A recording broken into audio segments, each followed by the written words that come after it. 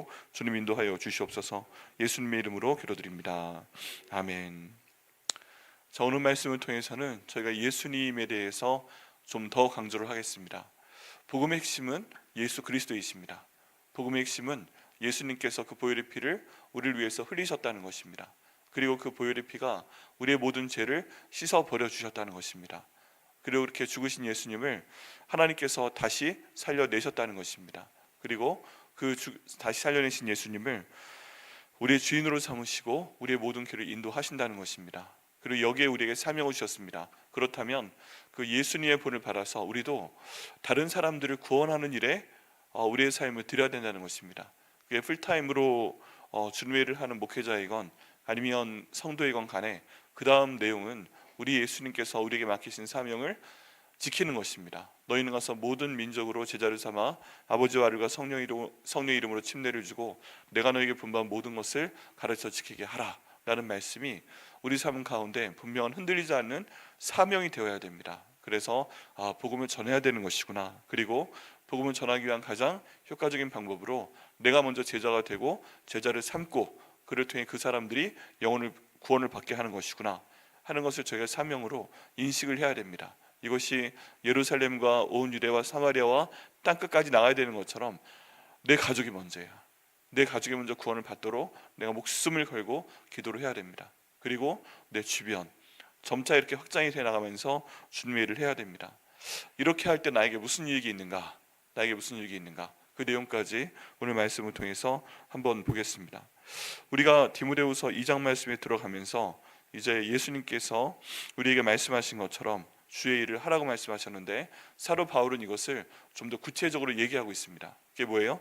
주님의 말씀을 예수 그리스도 은혜 가운데서 강하여 지라. 그리고 너희가 들은 것을 사람들에게 가르치라, 듣게 하라. 그리고 그 사람들이 또 충성된 사람이 되어서 그 복음을 전파하게 하라 라는 말씀이 위에 있었습니다. 그리고 세 가지 내용으로 너희가 이 사람들과 같이 복음을 전하라 라고 말씀을 하셨습니다. 그 첫 번째가 그리스도 예수의 좋은 병사였습니다. 그리스도 예수의 좋은 병사. 그리스도 예수의 좋은 병사는 주와 함께 고난을 당하는 사람입니다. 그래서 이상하다고 그랬죠.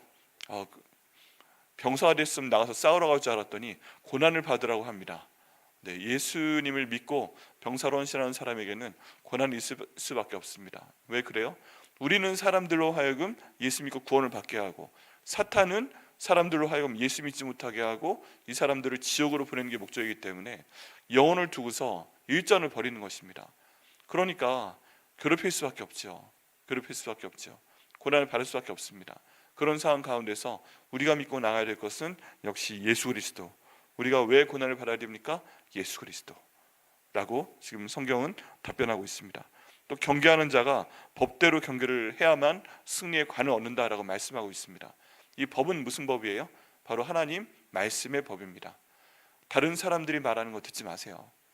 성경에 근거하지 않고 다른 사람들이 자기 생각으로 말하고 해석하고 하는 거 듣지 마세요. 다른 사람들의 말이 내 마음을 유동치게 만들고 다른 사람들의 말이 내 삶을 막 쥐고 흔드는 거 허용을 하지 마세요.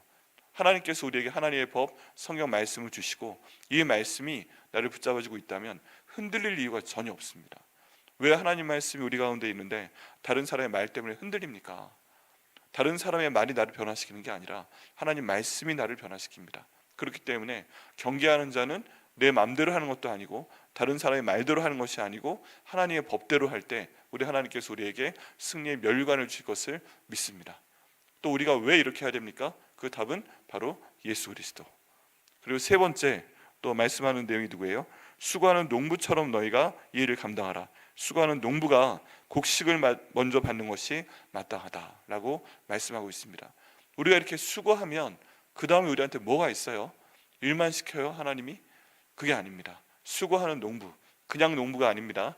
농부인데 놀면 곡식이 없죠. 근데 수고하는 농부에게는 하나님께서 곡식을 먼저 주신다고 말씀하고 있습니다. 성경 가운데 이 말씀이 수없이 많이 나옵니다. 하나님께서 열심히 주님의 일에 충성하는 사람에겐 상을 주신다는 것입니다. 생명의 면류관을 주실 것을 믿습니다. 또 곡식을 주실 것을 믿습니다. 그렇기 때문에 이 땅 인생의 삶 가운데 고난이 있지만 하나님께서 은혜도 더불어 주시는 걸 경험하셨잖아요. 고난이 있지만 은혜도 있습니다. 이 하나님 은혜를 통해서 우리가 고난 가운데 있어도 죄를 감당을 해나갈 때 수고하는 농부가 먼저 곡식을 받는 것처럼 우리에게 그런 상을 주시옵소서라고 기도하며 나아갈 때 주님께서 그 상을 주실 걸 믿습니다. 우리가 왜 수고하는 농부처럼 살아야 돼요? 그 답은 예수 그리스도입니다. 이런 것들을 생각을 해 나갈 때 7절 말씀처럼 이 제가 지금 말씀드린 내용들, 복음의 핵심, 이런 것들을 생각해 보고 나아갈 때 주님께서 범사에 저에게 총명을 주실 것이다 라고 말씀하고 있습니다. 이 마지막 구절은 지난번 새벽 예배 때 말씀을 드린 내용인데, 우리 삶 가운데는 빛이 비춰주시는 것이 필요합니다. 이 총명이라는 내용은 어둠 가운데 하나님께서 갈 길을 보여주시는 거예요. 빛이 없으면 저희가 헤매게 됩니다. 주변을 두리번 하게 되고 여러 군데서 이런저런 얘기 들리게 되면 마음이 흔들거리고 저게 저러한가 싶고, 그런데 그 모든 것이 어둠 가운데서 헤매는 것입니다. 마음도 헤매고 머리의 생각도 헤매고, 헤매다 보니까 몸도 막 힘들고 아프고 괜히 복잡하니까 힘들고 어떤 행동을 해야 될지도 모르겠고 그런 상황입니다. 그런데 우리가 복음의 핵심이다 라는 것을 마음에 두고 딱 주님 말씀하시는 주의 말씀 내 발의 등이요 내 길의 빛이 되시다는 말씀을 의지하고 다른 얘기 다 듣지 않고 하나님 말씀만이 핵심이다, 이 진실만을 저희가 듣고 그 인도하시는 길을 나갈 때 갑자기 앞이 열리게 됩니다. 쫙 앞이 열릴 수도 있지만 내 한 발짝 앞이 열리게 됩니다. 그럼 누구의 말을 들어야 되고 누구 말을 듣지 말아야 되고, 때론 모든 사람들의 말을 들을 필요가 없고 하나님 말씀 붙들고 나아갈 때 주님께서 그 일을 하실 것을 믿습니다. 그래서 예수님을 제대로 믿는 사람은 모든 사람에게 좋은 사람이 되어서는 안 됩니다. 맞는 거는 맞다고 하고 틀린 건 틀리다고 하고 이게 하나님 말씀이라고 말을 해야 됩니다. 뭔가 이상한 불이 일어나면 그걸 꺼버려야 됩니다. 다른 불은 성령의 불로 꺼버려야 됩니다. 그럴 때야 우리 하나님의 길이 온전히 저희 가운데 드러나게 됩니다. 이런 것들을 총명이라는 단어로 지금 표현하고 있습니다. 진정한 총명은 무엇인가? 많은 어려운 가운데서도 그 가운데서도 한 가지 하나님 말씀을 붙들고 갈 길을 붙잡고 나아갈 때 하나님께서 우리의 길을 밝히 보이시고 총명으로 인도하실 걸 믿습니다. 그러면 되는 거예요. 네. 세상에 물이 많아도, 이 땅 가운데 물이 많아도, 또 홍수가 났을 때 물이 많아 보여도 말씀물이 없잖아요.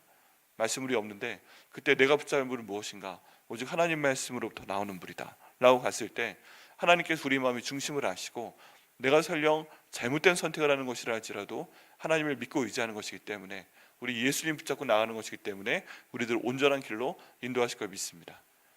이 모든 것의 비밀은 바로 예수 그리스도라고 사도 바울이 우리에게 선포하고 있습니다. 내가 전한 복음대로 다윗의 시로 죽은 자 가운데서 다시 살아나신 예수 그리스도를 기억하라. 사도 바울이 전한 복음이 뭐예요? 우리가 갖고 있는 이 복음의 핵심이 무엇입니까? 다윗의 시로 하나님의 약속으로부터 계속 나왔다는 것입니다. 죽은 자 가운데서 다시 살아나신 예수 그리스도께서 바로 우리의 총명 되시고 우리의 기억할 분 되심을 저희가 기억을 해야 됩니다. 내 모든 삶 가운데 핵심적인 그 진리는, 총명은 예수님이라면 어떻게 하실까 하는 거예요. 예수님이라면 이 복음의 진리를 우리 삶 가운데 나를 통해 이루시기 위해서, 또 복음을 전하시기 위해서 사람들의 영혼을 구원하는 게 목적인데, 사람들의 영혼을 구원하기 위해서 그러면 지금 내게 들리는 말은 사람들의 영혼을 구원하자고 내게 말하는 것인가? 아니면 지금 이 사람의 행동이 사람들의 영혼을 구원하자고 얘기하는 것인가? 이 목적에서 보게 되면 그게 아니구나, 내 마음을 힘들게 하는 것이구나, 때로 우리 교회를 힘들게 하는 것이구나, 이런 말이 들리면 그냥 마음속으로 외치시면 돼요. 나사렛 예수 이름으로 물러가라 하시면 돼요. 우리 핵심은 뭐예요? 이 복음, 예수 그리스도의 복음, 죽은 자 가운데서 다시 살아나신 예수 그리스도를 기억하고 그분을 내가 믿어야 되고 믿게 만들고, 이 사명을 내가 감당할 때 하나님이 이 땅에서도 나에게 상을 주시고 천국에서도 상을 주신다, 이 기준을 가지고 나아가면 됩니다. 그러면 이것이 복음의 핵심이고, 우리가 이와 같이 나갈 때 내가 세상 끝날까지 너희와 함께 하신다라는 그 말씀을 저희 가운데 이루실 것을 믿습니다. 그런데 이렇게 해서 밀고 나가는 것이 쉽진 않아요. 고난이 있습니다. 복음으로 말미암아 내가 죄인과 같이 매이는 데까지 고난을 받았으니 하나님의 말씀은 매이지 아니하니라. 이 복음의 말씀을 전하다가 지금 바울은 옥중에 있습니다. 이제 죽음을 앞두고 있습니다. 매이는 데까지 갔지만 사도 바울이 놀라운 얘기를 합니다. 비록 나는 감옥의 매인 가운데 있지만 하나님의 말씀, 복음은 매이지 아니한다. 오히려 사도 바울이 감옥에 있었기 때문에 이 말씀의 능력은 더욱더 사람들에게 확장돼 나가는 것입니다. 그게 우리 하나님 말씀의 능력입니다. 그래서 복음을 전할 때에도 우리가 밀어야 되는 것은 뭐냐 하면 내가 인간적인 관계로 설득하려고 할 필요가 때로는 없다는 거예요.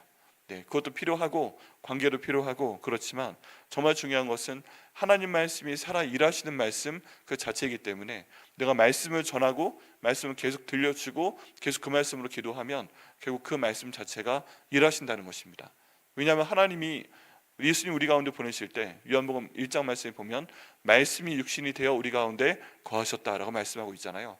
이 로고스의 말씀이 예수님 자신이라면 내가 선포하는 이 말씀이 내 말로 끝나는 것이 아니라 바로 살아계신 예수님께서 직접 움직이심을 우리가 믿어야만 됩니다.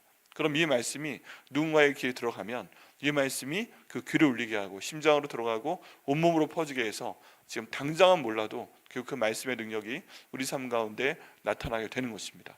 또 내게 그 말씀을 들은 사람이 그 말씀으로 변화되는 것입니다. 그 다음부터는 내 책임이 아니에요. 말씀을 전하는 것까지는 내 책임인데 그 다음부터는 하나님 책임이고 성령님 책임이고 예수님의 책임인 것입니다. 그럼 그 말씀이 우리 가운데 퍼져나갈 줄 믿습니다. 제일 중요한 것은 뭐예요? 말씀을 매일같이 읽는 것, 이 말씀으로 기도하는 것, 이 말씀으로 주변 사람들에게 선포해내는 것. 그럴 때 우리 하나님께서 매이지 않는 하나님의 말씀을 통해서 우리 삶 가운데 일하실 것을 믿습니다. 10절 말씀에 그러므로 내가 택한 바른 자들을 위하여 모든 것을 참음은 그들도 그리스도 예수 안에 있는 구원을 영원한 영광과 함께 받게 하려 함이라. 여기 말씀 가운데 보면 사도 바울이 참고 있다라고 되어 있습니다. 사도 바울이 성경 말씀 가운데서 폭발적으로 화를 냈다 이런 내용이 나오는 경우는 없어요. 어떤 상황에서도 참고 참아냅니다. 그리고 참고 참아내고 말씀을 선포하고 하는데 그 이유가 뭐예요? 결국 그리스도 안에 있는 구원을 영원한 영광과 함께 받게 하기 위해서 그렇다는 것입니다. 이렇게 해서 참고 나아갈 때 하나님께서 은혜를 주셔서 구원하시면 감사, 그렇지 않으면 그것까지 주님께 맡기는 것입니다. 우리 한문에 이 참는다는 글자가 있죠. 참을 인자가 있습니다. 참을 인자를 써보면 칼도자, 칼을 상징하는 글자가 위에 있고 마음 심자가 아래에 있습니다. 어떤 뜻이에요? 마음 가운데 칼을 품고 있다 하는 게 참을 인자예요. 네, 사람이 다 자기 성질이 있기 때문에 항상 참는 게 참 힘이 듭니다. 그런데 그냥 말을 들으면 듣는 대로 바보인 것처럼 넘기고 하는 거지만 우리 모든 사람들이 다 하나님의 형상을 닮은 사람들이기 때문에 성경의 하나님이 항상 너그러우세요? 아니죠. 화를 때 화를 내시고 하나님의 희로애락이 우리 가운데 전달된 것입니다. 그러면 하나님의 일을 하는데도 어려운 일이 생기게 되면 참는 거죠. 근데 이 참는 게 그냥 참는 게 아니라 마음에 칼을 품는 것입니다. 사실은 그런 거예요. 마음 가운데 칼을 품고 이 칼을 통해서 내가 사람들에게 쏟아내기보다는 그걸 통해 하나님, 내 마음 가운데 이런 칼이 생겼습니다. 주님 역사하여 주시고 이 마음 가운데 있는 칼을 기도할 때 이 모든 것의 뒤에 있는 원수마귀를 주님께서 쳐주시고 없애버려 주옵소서 라고 기도할 때 우리 하나님의 능력이 우리 삶 가운데 나타낼 것을 믿습니다. 그래서 전 가끔 그런 생각을 솔직히 해요. 저 사람이 또 나로 하여금 마음에 칼을 품게 만드는구나.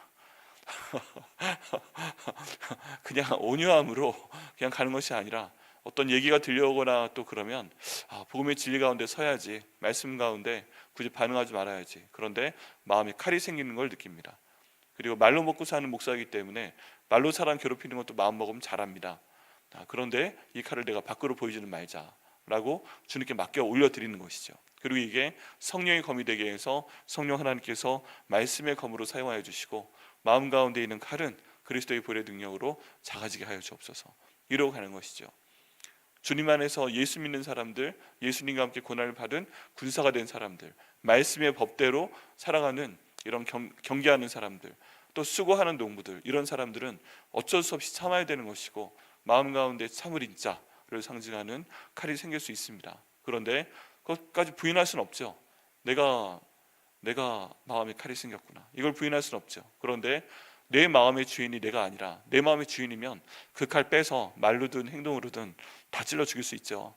근데 그것이 아니라 성령 하나님께서 내 삶 가운데 예수님이 영이신 성령께서 내 마음의 중심에 계시기 때문에 이거 말고 성령의 검으로 변화시켜 주시고 사용하여 주시옵소서. 이로 인해 걱정이 생겼을 때 이 걱정 때문에 내가 죽고 피가 탁해지고 막 뼈가 썩어가고 그런 것이 아니라 이 모든 것들을 기도의 에너지로 바꿔서 기도하게 하시고 그럼 나 대신 주님께서 이 모든 것 해결하여 주옵소서. 하나님 말씀 매이지 아니하시니까 이렇게 하여 주옵소서 라고 기도하며 나갈 때 주님께서 우리로 하여금 법대로 싸우는 것이기 때문에 승리케 하실 것을 믿습니다. 제가 가끔 말씀드리지만 예수님께서 십자가에 못 박혀 계실 때 지나가는 사람들이 유대인의 왕이여 내려와봐라 라고 얘기할 때 제가 예수님이었다면 어떻게 했을 거라고요? 잠깐 툭툭 이렇게 못 다 빼고 한 다음에 내려와서 딱이란데 딱 올려버린 다음에 죽어, 할 수 있어, 안 하는 게 아니야, 그런 다음에 아버지 시키시니까 하는 거야 하고 다시 올라가서 죽을 거라고 그랬죠. 제가 만약에 예수님이었으면.